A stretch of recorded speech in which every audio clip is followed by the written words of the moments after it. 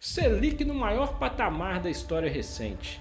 Sabia que essa taxa afeta diretamente o preço dos seus produtos e serviços que você consome diariamente? Atualmente, a Selic encontra-se em 15% ao ano, o maior patamar dos últimos 20 anos.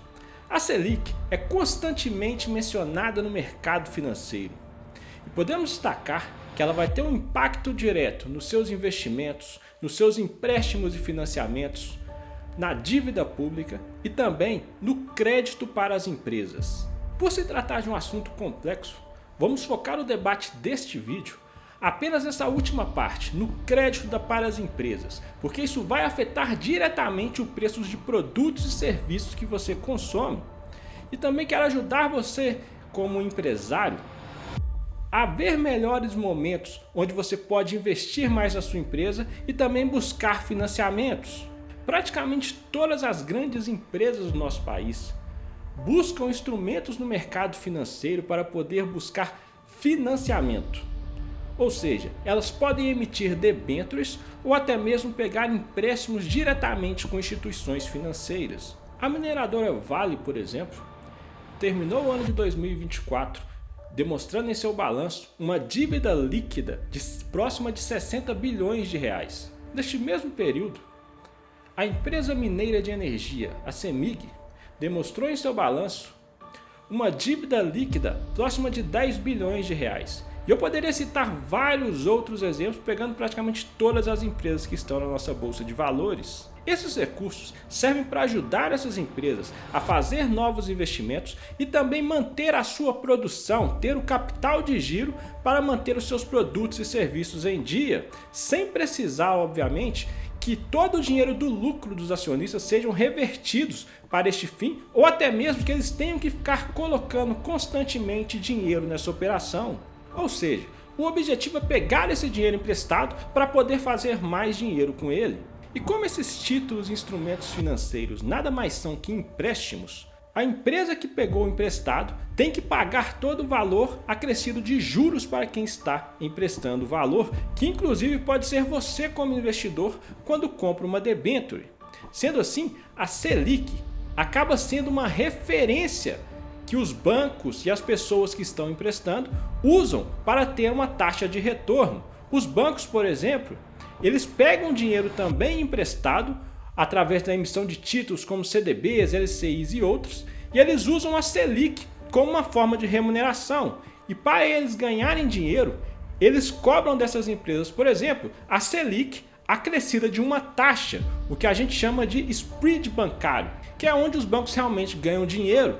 Eles pegam um valor emprestado uma determinada taxa e emprestam para essas empresas, cobrando essa taxa acrescida de um percentual. Portanto, quanto maior a taxa Selic, maior será o custo do crédito no mercado. Nós falamos de gigantes do mercado como Vale, CEMIG e Petrobras, que têm dificuldade de obter crédito quando a Selic aumenta. Agora imagine médias e pequenas empresas, como aquela padaria, barzinho, pizzaria, banca de jornal que tem na rua do seu bairro. Eles não possuem tantas garantias, tantos imóveis, uma renda robusta que a sua empresa vai dar para poder ter essa garantia de crédito. Com isso, os bancos e o mercado financeiro acabam exigindo uma taxa de juros ainda maior para poder aceitar o risco que eles obtêm de ter um calote no futuro. Por isso, fica ainda mais caro o custo do crédito para pequenas e médias empresas. Para ficar mais fácil a visualização, se coloque no lugar dessas instituições financeiras. Imagine que você tenha um capital ali em mãos de 100 mil reais e você quer ganhar um dinheiro sem fazer um grande investimento, sem abrir uma nova empresa. Você quer ganhar dinheiro através de juros, emprestando. Então você tem dois amigos. Um que tem vários imóveis, que tem empresas em seu nome e ele está precisando de capital para poder fazer um novo investimento.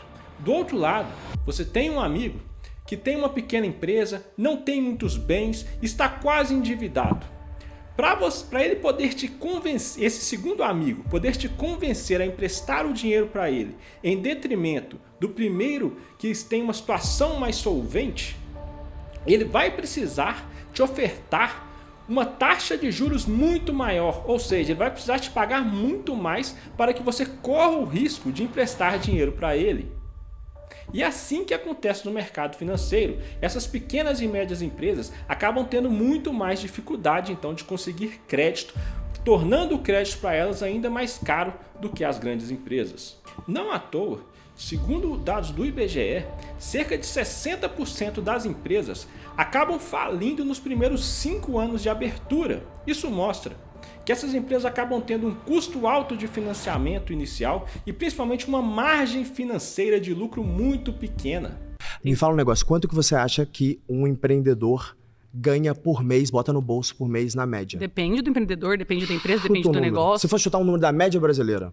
Não sei te dizer. Chuta, Me pô. fala você que é um empreendedor, eu quero saber esse dado. Eu vou te dar um dado, você vai ficar Me dá. chocada. Diga. Mais ou menos R$3.000. Eu trouxe o dado pra vocês que eu sabia que vocês não iam acreditar.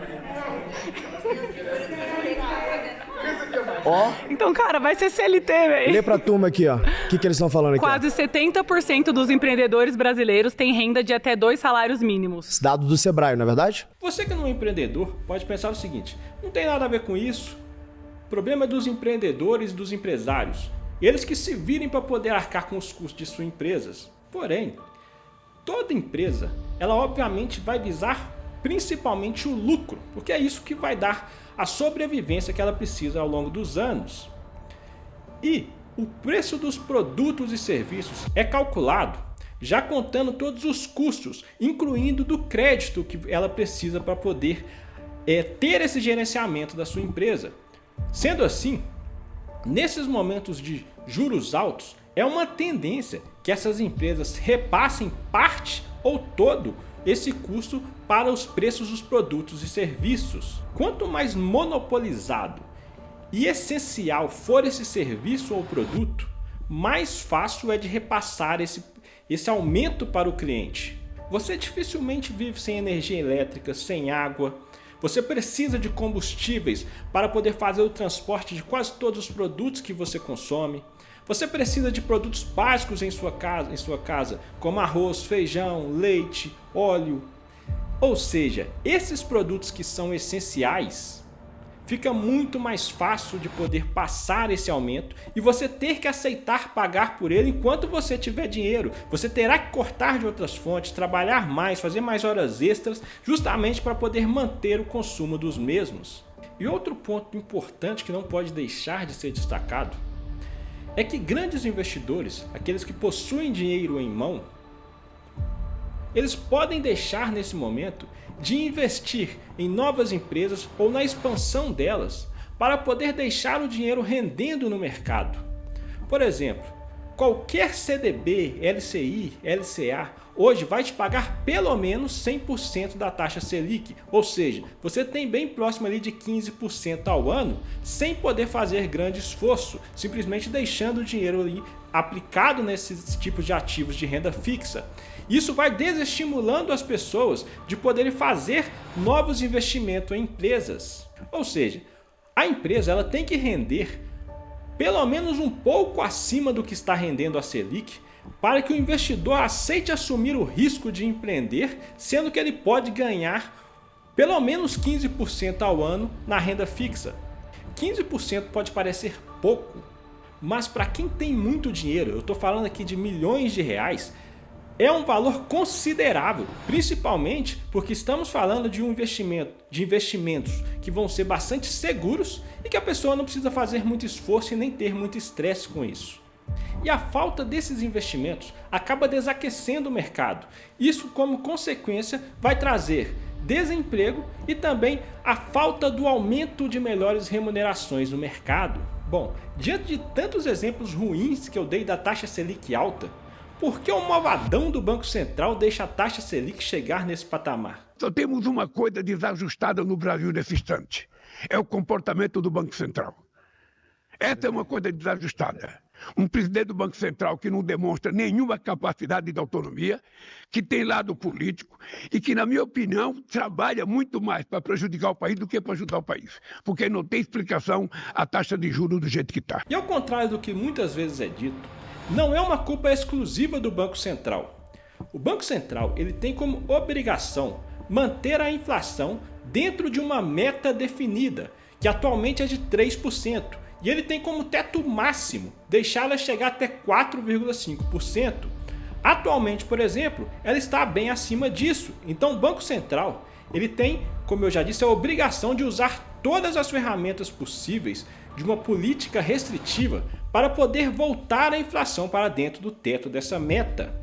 E uma das suas principais ferramentas é justamente aumentar a taxa básica de juros, ou seja, elevar a Selic até que se consiga, junto com todas as outras ferramentas que eles dispõem, a voltar a inflação para dentro da meta. E também é muito pouco falado, mas quem define a meta da inflação é o CMN, que é o Conselho Monetário Nacional. Ele é o órgão máximo, a autoridade máxima, por assim dizer, dentro do nosso sistema financeiro. E quem está lá dentro? O presidente do CMN é simplesmente o ministro da Fazenda, ou seja, atualmente é o Fernando Haddad, assim como também outro integrante é o ministro do Planejamento, atualmente é a ministra Simone Tebet. E por último, compõe o presidente do Banco Central, ou seja, eles são responsáveis por se reunir e definir a meta de inflação daquele período. Logo sendo, o governo também faz parte da definição dessa meta, pois é ele, o presidente da República, quem vai definir quem são essas pessoas, o ministro da Fazenda, o ministro da Economia e o ministro do Planejamento. Depois de estipulada, como eu falei, só cabe ao Banco Central tentar fazer tudo possível para chegar nessa meta. E manter a inflação baixa é de crucial importância dentro de um país, pois as pessoas mais afetadas com a inflação são as mais pobres, pois uma alta descontrolada de preços acaba fazendo com que as pessoas que ganham menos tenham menos condições ainda de comprar os produtos básicos, ou seja, isso vai aumentar a quantidade de pessoas que vivem abaixo da linha da pobreza. Por isso que, ao se olhar a Selic, é preciso também se olhar para a inflação do país. É preciso que o governo saiba controlar os gastos públicos, não gaste mais do que ele arrecada. É preciso que ele faça a indicação do ministro da Economia e também do presidente do Banco Central, de pessoas de notório saber que saibam reconhecer o que a população realmente precisa, alinhado com todos os instrumentos que eles têm na mão para conduzir a máquina pública. Pois sem uma gestão pública eficiente, a tendência é que você tenha um país que viva com inflação alta e também cada vez mais a taxa básica de juros vai só aumentando. Um grande exemplo disso é o nosso país vizinho, a Argentina, que viveu décadas de más gestões públicas. E o que isso acarretou? Alta da inflação, alta da taxa de juros e a consequência disso, obviamente, é aumento da pobreza, pessoas passando fome e tendo cada vez mais dificuldade e trazendo uma incerteza econômica para o país, pessoas fugindo, deixando de investir naquele país. Então chegamos ao final desse vídeo. Espero que ele tenha servido para mostrar um pouco mais desse lado negativo do aumento da Selic para o crédito no mercado e, consequentemente, nos preços de produtos e serviços. Nas próximas reuniões do Copom, vamos fazer novos vídeos voltados também para a dívida pública e, consequentemente, onde é melhor você investir nesses períodos de Selic alta. Vejo vocês no próximo vídeo. Até mais!